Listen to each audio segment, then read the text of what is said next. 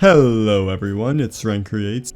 In today's video, we're going to be taking a look at how to make an overpowered soul spear build in Dark Souls 2.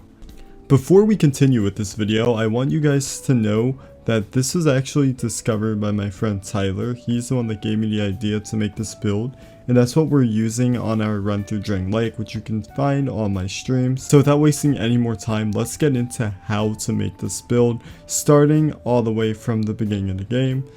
And we are starting right now.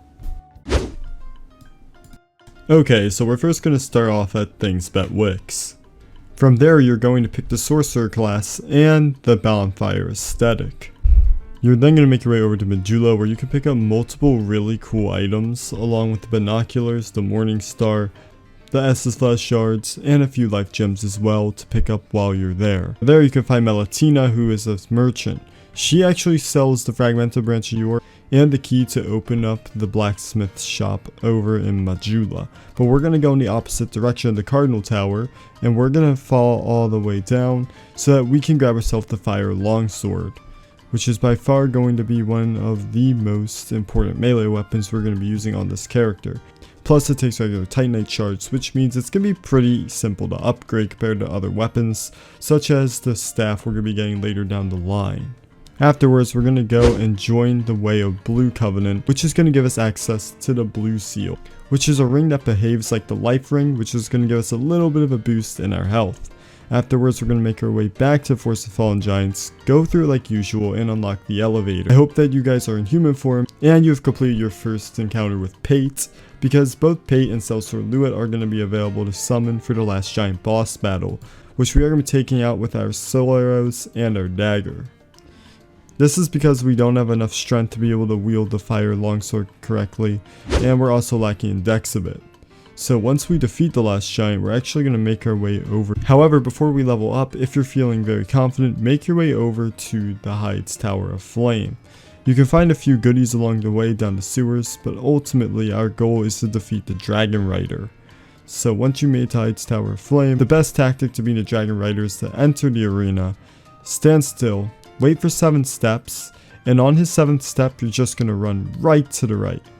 And as simple as that, he is defeated. And we're going to make our way up to the top of the tower, which is where we're going to aggro and knock off the maiden here. She's not too hard. A few knocks after you hit her off the edge should be enough to take care of her. And with her down, you're going to be able to pick up the Lockstone. The Randa Lockstone is going to unlock the Huntsman Corpse area, which is very vital for later on. But back in Medulla, we're going to upgrade our intellect to 30 and our dex to 9 so that we will be able to wield the Fire Longsword. And we're going to need 30 intelligence for when we talk to Carhillion of the Fold. Afterwards, you're going to continue down to Noman's Wharf. You're going to take the underground area right after the Dragonrider fight, and you will make your way there without too much trouble at all. In Noman's Wharf, there's actually a very helpful summon named Bradley of the Old Guard. Bradley is by far one of the most helpful and smartest NPC AIs for his time, and he also can heal the player as well when their health is low. This is a very awesome summon, however it comes with a huge disadvantage, because Barley is a shade, meaning that after 15 minutes he will be gone back to his world, so make sure to allocate your time with him wisely. Other than that, progress the level like usual, kick down the shortcut, and talk to Carhillion of the Fold.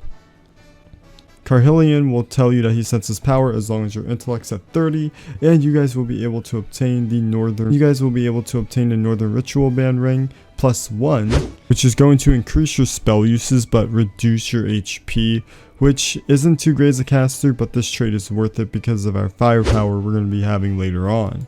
But that doesn't mean that we aren't done buying from him, because we can buy the clearest blue stone ring, which is going to shorten our spellcasting time, and it's not too many souls, so it won't be breaking the bank.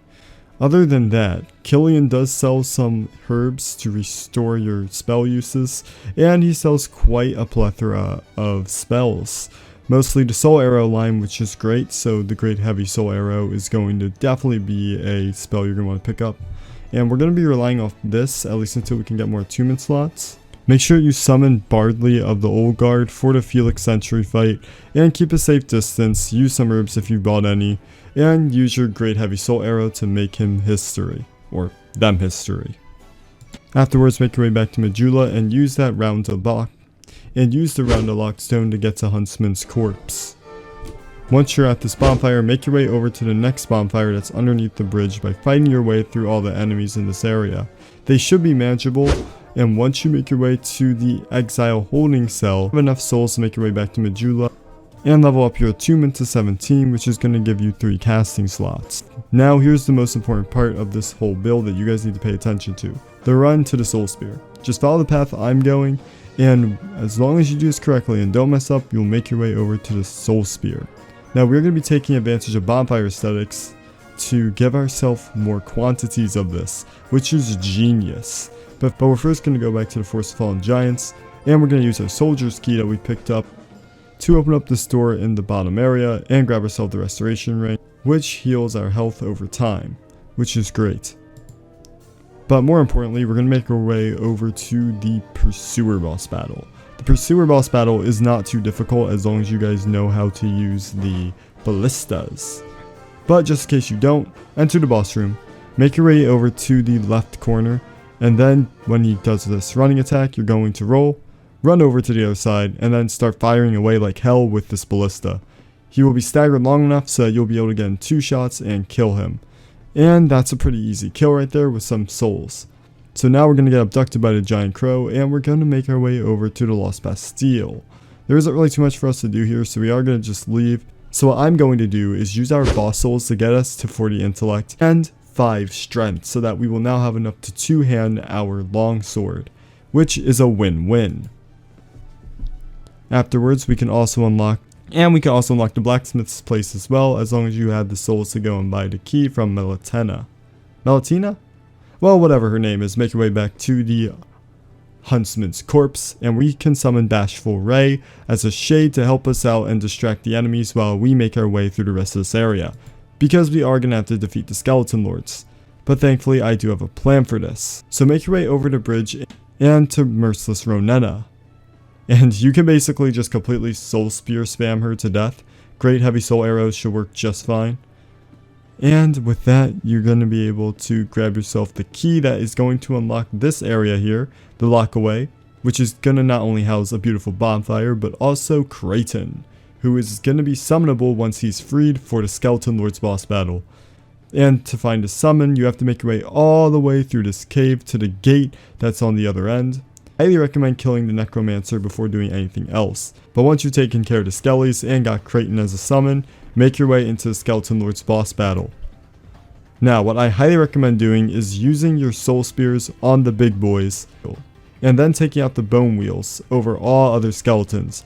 Because of how fast these guys go, and because of their just incredibly insane DPS, they are going to be the ones you're going to want to take out first, and then worry about the rest. And Creighton should be a huge help when having to distract to be able to just spam your spells from a mile away. First of all, put all your points into HP when you get back to Majula, and then kill the Hexer dude here, who should not stand a chance with our Soul Spears and our Fire Longsword.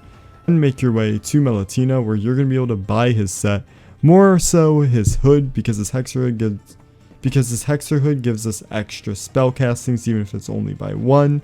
Still very helpful nonetheless. But before we can get ourselves some more bonfire stacks to get more Soul Spears, we are first going to grab ourselves a few more souls. So you can make your way up to the Eastern Peak after the Skeleton Lords, and then defeat the giant Jabba the Hutt himself.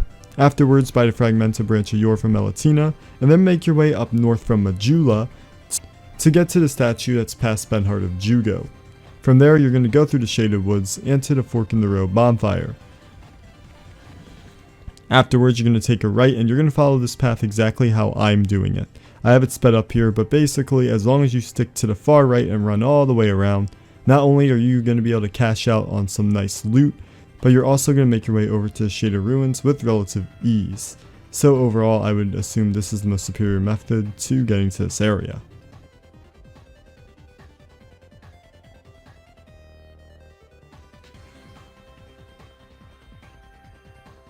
Afterwards, go back to Majula and talk to Sweet Xiaoqua, where you can buy the Ring of Whispers from. This is going to be important for later, but we can also make our way down to talk to Grandel. He's actually going to be important for later on if you decide to keep going with this questline, because at the end you're going to be able to buy 10 bonfire stacks from him. But we are going to talk to Tark with our Ring of Whispers on, because he's going to end up becoming summonable for the battle against Najika. I'm almost positive I said that incorrectly. But Tark's going to make this battle a lot easier as a distraction, and you're going to be able to have her downed in no time. The Door of Pharaohs is next, and we are going to have to take down the Royal Rat Authority. But before we do that, and talk to Tark to grab ourselves a fragmented branch of yore. We're going to use this fragmented branch to grab ourselves the Lion Mage set, which is by far going to be one of the not only most aesthetically pleasing, but also spellcast speed up pleasing as well. Wow, that was horrible. But yeah, basically it's going to increase our spellcasting speed, and it's going to give us a really cool sorcerer look, or sorceress look. So it's a win-win, other than its defensive values being pretty minuscule in the physical department. So for the Royal Rat Authority, I highly recommend going over to Carhillion and buying the Soul Spear Barrage and getting ready to fight off the Royal Rat Authority. The best way in my opinion is to use Great Heavy Soul Arrow to take out the little ones, and then against the Royal Rat Authority himself, using your Soul Spears, Soul Spear Barrage, and Great Heavy Soul Arrows, you should be able to take him down. He can be a bit stressful, but overall you should be able to pull out just fine. Also, Soul Spear Barrage is great for huge one enemy battles. Once you made it into Seldora, you're going to make this drop down here from the army campsite into the well, kill this hog, and make your way up the ladder. Now before opening this chest, don't do that yet. You're going to want to attack it with your Soul Spears. You should have about 6, so that should be more than enough to take out the Mimic. But after you fire 2 Soul Spears, I highly recommend rolling away, because that jump attack the Mimic does can get ya. But there you go, the Staff of Wisdom is by far the best sorcery staff in Dark Souls 2, and you cannot use hexes with it because of how powerful it is in its sorcery department. And to upgrade it, you're going to need Twinkling Titanite, which you should be able to pick up quite a few during your adventure. You can always look up guides on where to get more of it. But I'm able to upgrade mine once, and now we just gotta... And now when it comes to leveling up, there's a few bosses that come to mind, such as the Prowling Magus and Congregation, the Old Dragon Slayer, which those 2 bosses alone, if you guys have been following this guide, should get you to about 50 intelligence and 25 attunement. Other than that, as long as you guys choose to keep going with Grandel's questline, you should be able to get those 10 bonfire statics you can buy from him, because magic is very powerful in Dark Souls 2, and with this guide it should be fairly accessible and easy for even newcomers of the game. This is kind of just my way of thanking not only Tyler and you guys for watching my videos, but also the Dark Souls 2 community and the Souls community in general for everything they do. So I just want to make a quick guide on how to do this. But let me know what you guys think in the comment sections below. Again, a huge thanks to Tyler for giving me this idea. And you guys should go and check out his channel, 245. It'll be in the description below. But yeah, I really want to know what you guys think about this build. Let me know if it's viable, if you guys would use it, if it's helpful to you. And if it is, make sure to leave a like on the video. It's always appreciated. And subscribe with the notification bell for our streams and other Souls content on the channel. Here we are all about that, but make sure to also go and check out my Dark Souls Glitches playlist. Tons of great value over there for you guys, and if you're new to the Souls series, it is a huge start, especially if you want to get a bit of an upper hand. I do recommend you guys go and follow my other socials, such as my Instagram and Twitter. They will be in the description below. Check out my merch if you're interested. My coupon code RenCreates@AOA.com. But until next time, I hope to see you guys on my next streams and videos. And until then, take care, and bye-bye.